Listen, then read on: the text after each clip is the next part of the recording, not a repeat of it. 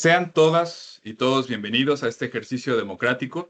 Yo soy Guillermo Antonio Solís Sánchez y estaré moderando este foro de debate entre las personas candidatas que contienden por el cargo de magistratura en el Distrito Judicial Electoral número 10 en materia penal, organizado por el Instituto Electoral de la Ciudad de México, en el marco del proceso electoral local extraordinario del Poder Judicial 2024-2025. Todas las candidaturas fueron debidamente invitadas a este ejercicio. Participarán únicamente aquellas que aceptaron la invitación y están presentes el día de hoy.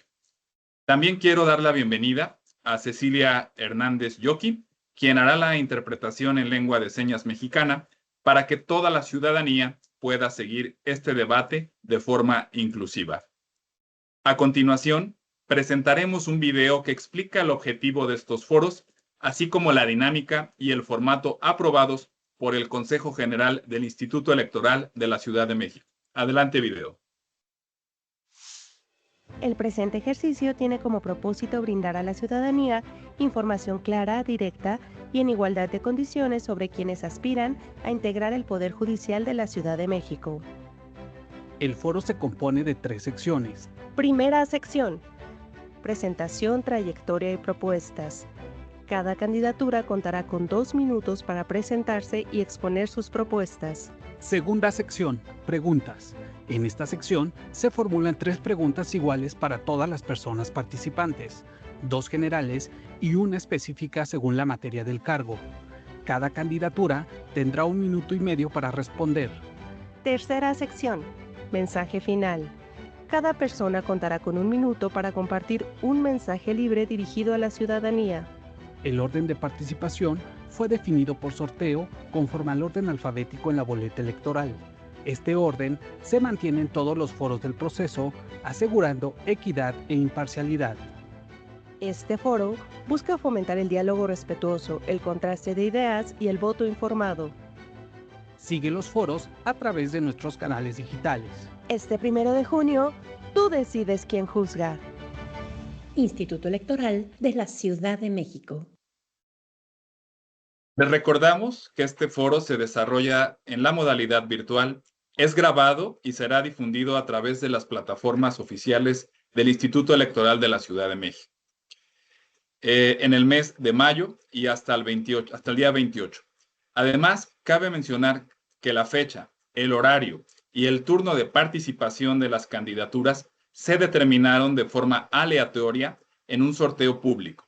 La participación de las personas candidatas es de carácter voluntario y se ha organizado conforme a los principios de equidad, imparcialidad y respeto. Aprovechamos este momento para recordar amablemente a todas las personas candidatas que el foro está estructurado en tiempos asignados para cada intervención. Como ya se explicó en el video anterior, las participaciones serán consecutivas, sin interrupciones ni posibilidad de réplica. Estos tiempos serán anunciados por su servidor antes de cada sesión y les pedimos apegarse a ellos con mucha precisión.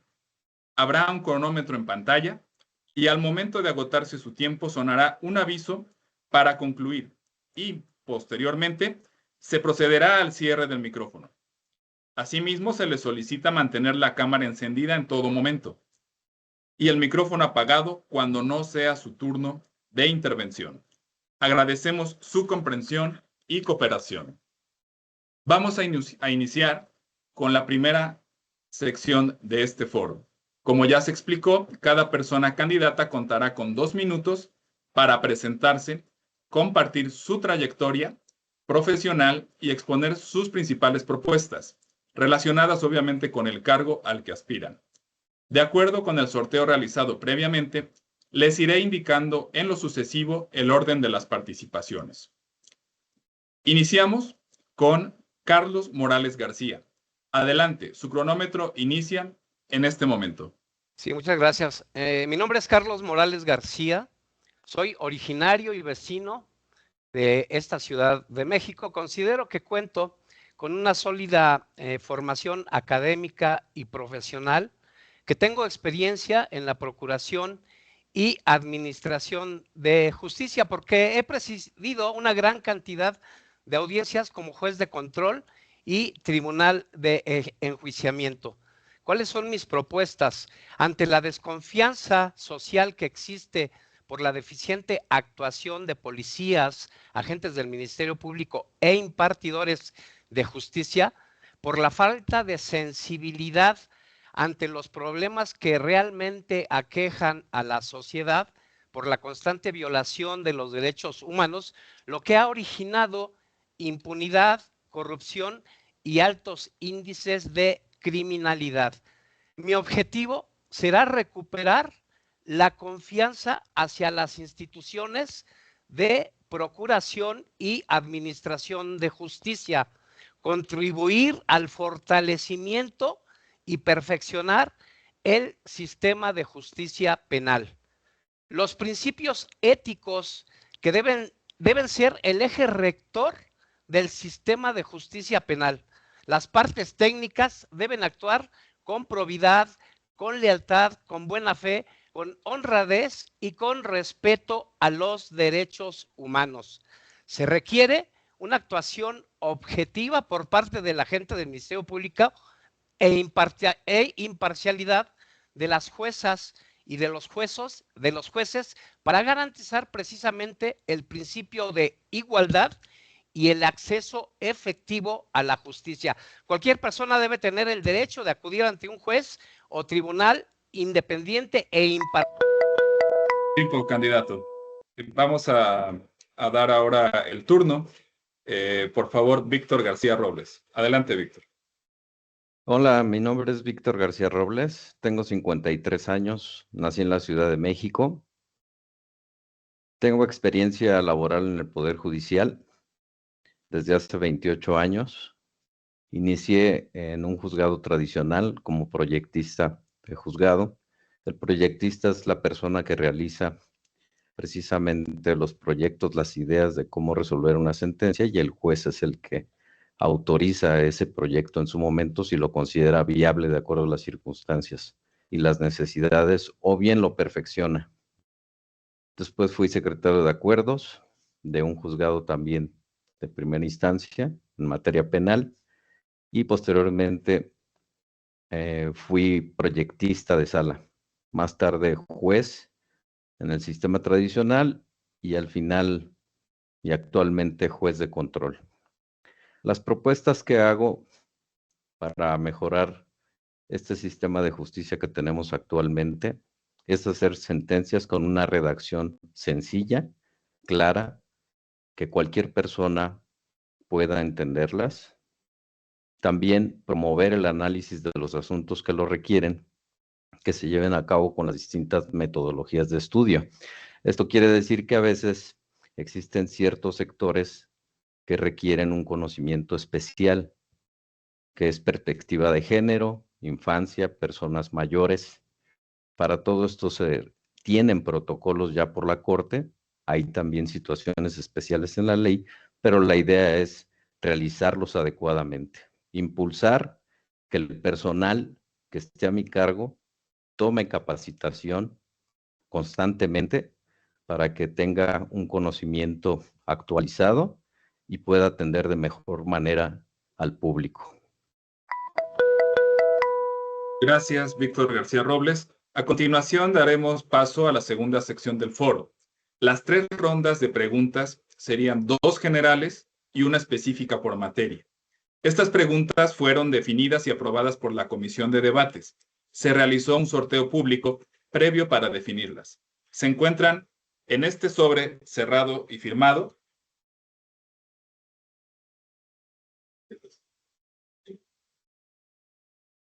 El cual voy a proceder a abrir.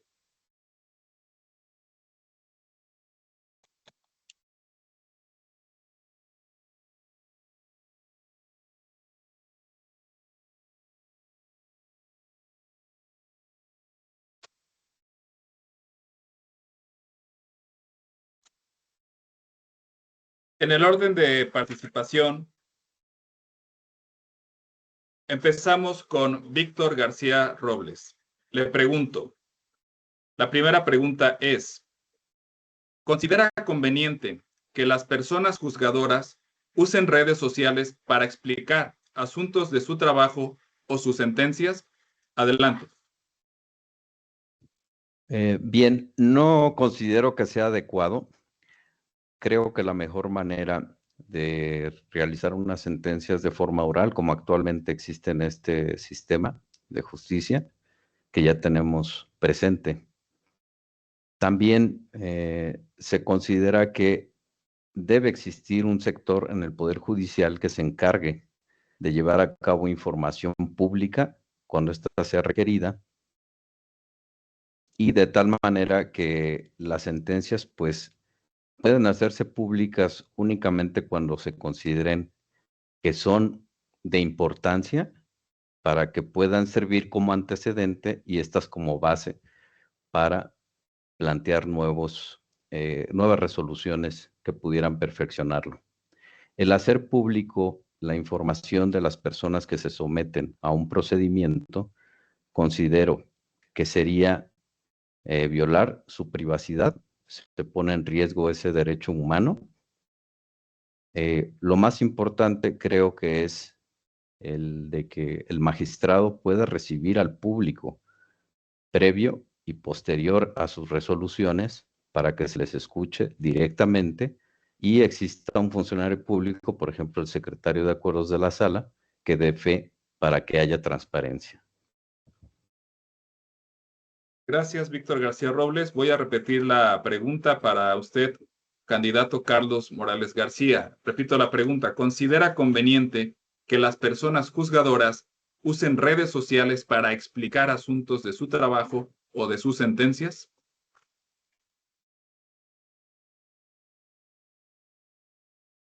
Su micrófono, por favor, candidato. Considero que no es pertinente porque tenemos la obligación de proteger la privacidad de todas las personas que acuden a un proceso penal.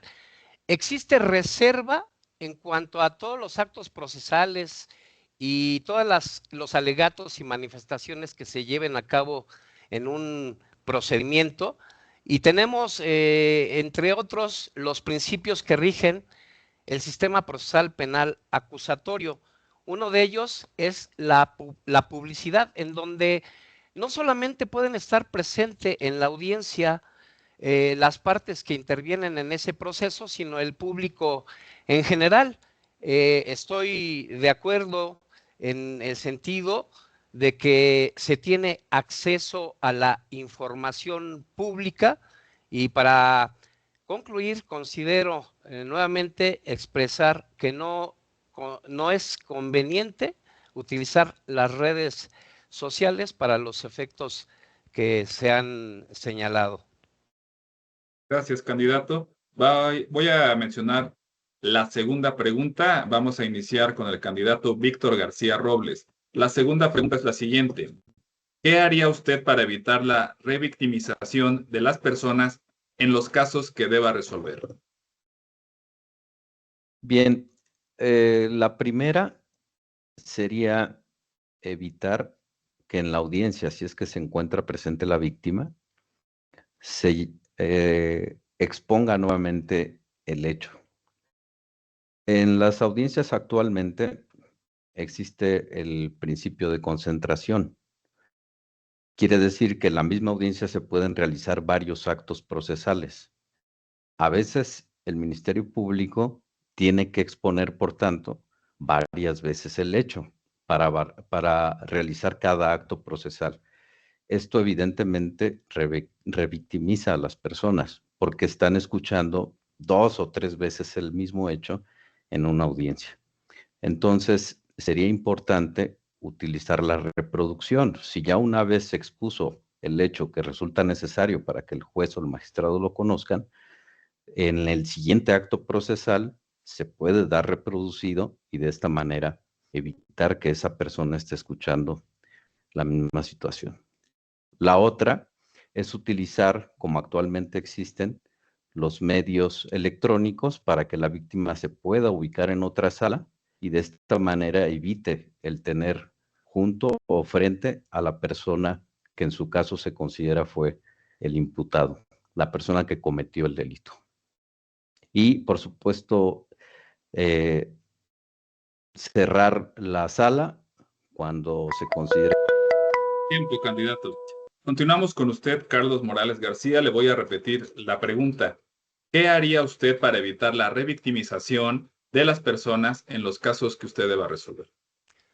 No, precisamente cuando en un proceso intervienen niños, niñas, adolescentes, mujeres que han sido violentadas y sobre todo en temas de agresiones sexuales, se debe seguir un protocolo para que no se les revictimice. Esto es, la revictimización implicaría que se les exija presentar diversas entrevistas ante funcionarios públicos y el recordar un hecho que fue muy impactante en la vida de esa persona, precisamente por la naturaleza delictiva de esa agresión, es conveniente no someterlas a una serie de entrevistas, sino que es necesario que se cuente con un equipo multidisciplinario, con la presencia de psicólogo especializado, con una red de apoyo, con el asesor jurídico, y que se lleve a cabo en un ambiente adecuado,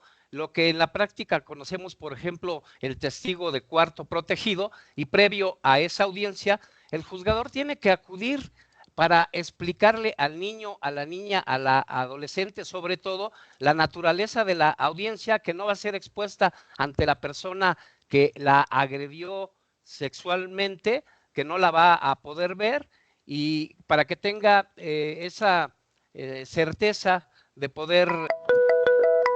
Tiempo, candidato Carlos Morales García. Vamos a ir ahora con la tercera pregunta.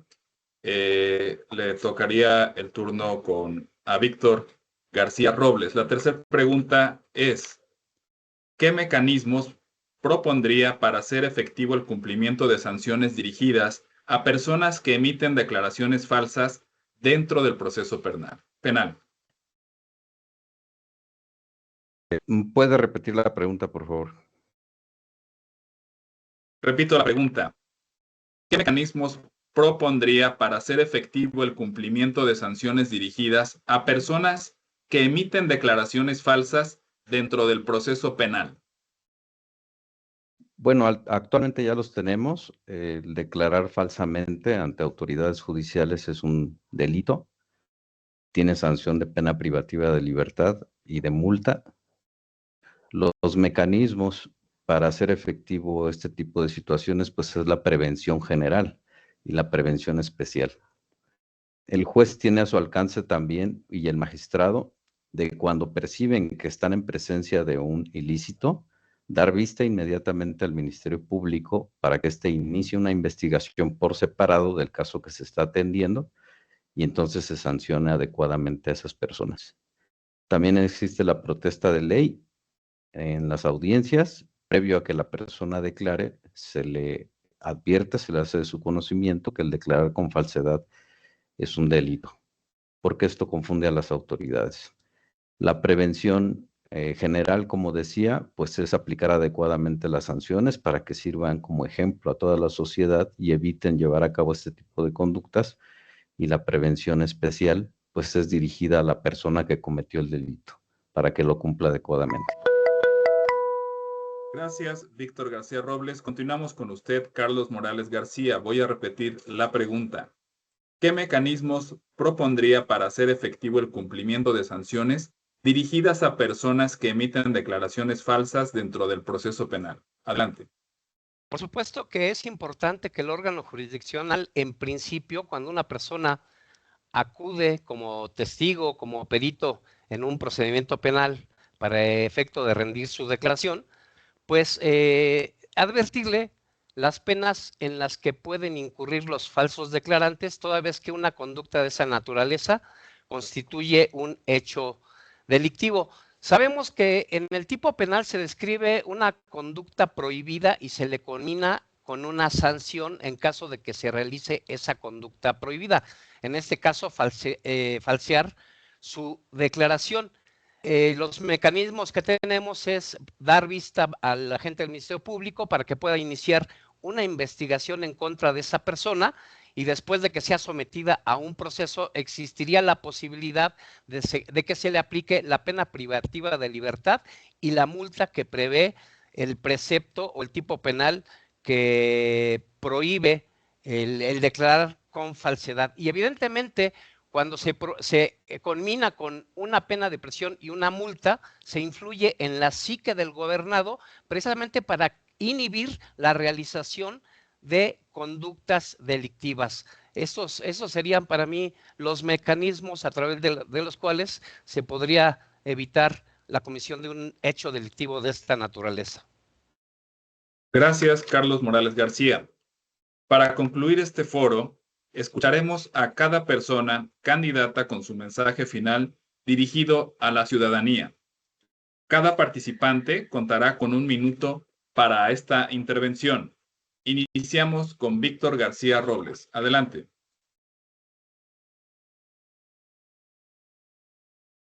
Su micrófono, por favor. Bueno. ¿Ya me escuchan? Le escuchamos. Adelante. Bien, desde que agradezco al Instituto Electoral de la Ciudad de México por la invitación. Invito a todo el público a que escuche estos debates, es importante. Se está proponiendo un cambio en el Poder Judicial. Quiero ser parte del mismo, por eso soy candidato actualmente. Es una de las formas que se propuso para tratar de prevenir y evitar la corrupción que se considera actualmente existe en el mismo. Acudan a Conóceles en el Instituto Electoral para que vean la experiencia y el perfil de cada candidato. Yo les ofrezco eso, experiencia de 28 años en el Poder Judicial, conocedor de estas situaciones. Gracias, Víctor García Robles. Escucharemos ahora a Carlos Morales García. Para que se recupere la confianza social en las instituciones de procuración y administración de justicia, se requiere no solo de la actuación imparcial de las y los impartidores de justicia, respetando, por supuesto, la dignidad humana del justiciable, sino también la actuación responsable y ética de todos los operadores de justicia que intervienen en el proceso penal. Mi compromiso será velar porque el Ministerio Público cumpla con el deber de realizar una investigación objetiva, libre de estereotipos y prejuicios, sin discriminación, y que la autoridad investigadora, así como los demás operadores jurídicos, se conduzcan con lealtad, con probidad, con buena fe, con el objetivo de que se protejan y respeten, que se garanticen los derechos fundamentales del gobernado, y con la finalidad de fortalecer y perfeccionar el sistema de justicia.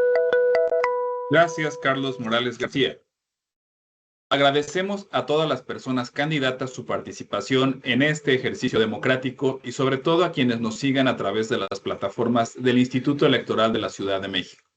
Gracias por haber compartido sus propuestas con la ciudadanía de cara a las próximas elecciones del 1 de junio. Recuerden, el voto es libre y secreto. Además, les invitamos a seguir consultando los canales oficiales del Instituto Electoral de la Ciudad de México para conocer más información sobre este proceso electoral, como el portal Conóceles Judicial, donde podrán encontrar más detalles sobre los perfiles de las candidaturas. Muchas gracias.